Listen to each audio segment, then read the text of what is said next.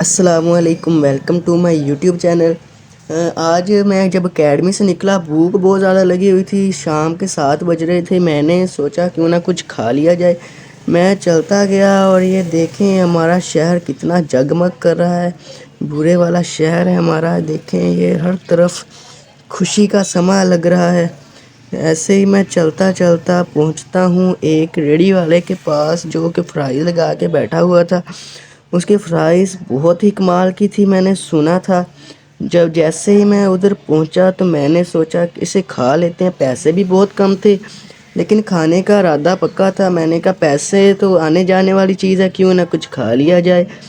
ऐसे ही मैं वहाँ पहुंचा। मैंने फिर हाफ़ प्लेट फ़्राइज़ की आर्डर की। जैसे ही फ़्राइज़ बन रही थी, देखने में बहुत कमाल की लग रही थी, मुंह से पानी आ रहा था। लेकिन सफाई की तरफ से थोड़ा हाथ तंग था। लेकिन जायके एवं नहीं बनते, जायके भी किसी वजह से बनते हैं। अगर सफाई होगी तो जायके कैसे बनेंगे। मेरे पास बनकर आई, देखने में बहुत अच्छी लग रही थी। मैंने खाई, फिर ऐसे मिनटों में मैंने चट कर दी। और आप देखें मैं कैसे खा रहा हूँ, बहुत मज़ा आ रहा है। इतनी अच्छी फ्राइज़। लेकिन मैं खाने वाला अकेला था, इसलिए मैंने हाफ़ प्लेट ऑर्डर की। लेकिन अगर मेरा दोस्त कोई साथ में होता या साथ कोई होता तो फिर मैंने और भी खानी थी। लेकिन मुझे इतना मज़ा नहीं आया क्योंकि मैं अकेला खा रहा था। इसी वजह से फिर मैंने ये जल्दी जल्दी खाई, इतनी स्पीड में खाई कि मैं मिनटों में प्लेट चट कर दी। फ्राइज़ खाते ही मैं निकल पड़ा अपने घर की तरफ। घर मेरा यहाँ से काफ़ी दूर था। मैंने फिर आगे जाके रिक्शा पकड़ लेना था।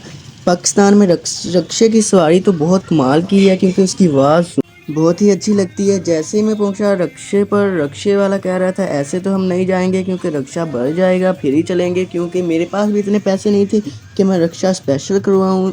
इसी वजह से फिर मैंने कहा चलो थोड़ा वेट कर लेते हैं, कोई और सवारी भी आकर बैठ जाएगी फिर चलेंगे।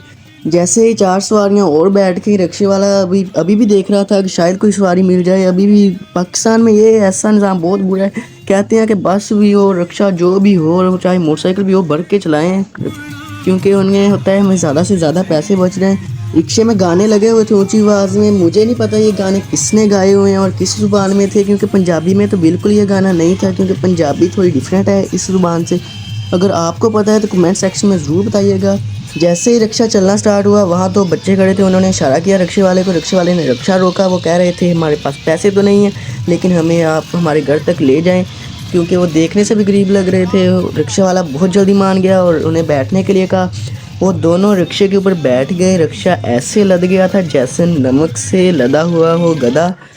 ऐसे ही फिर रिक्शे वाले ने रिक्शा भगाया और 210 की स्पीड पे चलाने लगा। साइड से व्यू बहुत ही कमाल का आ रहा था, इतना अच्छा लग रहा था साइड से। देखें पाकिस्तान का क्या माहौल है, लाइटनिंग इतनी अच्छी लग रही थी रोड साइड से ऐसे। और मैं भी इंजॉय कर रहा था, काफ़ी मज़ा आ रहा था, ताज़ी हवा लग रही थी सामने से।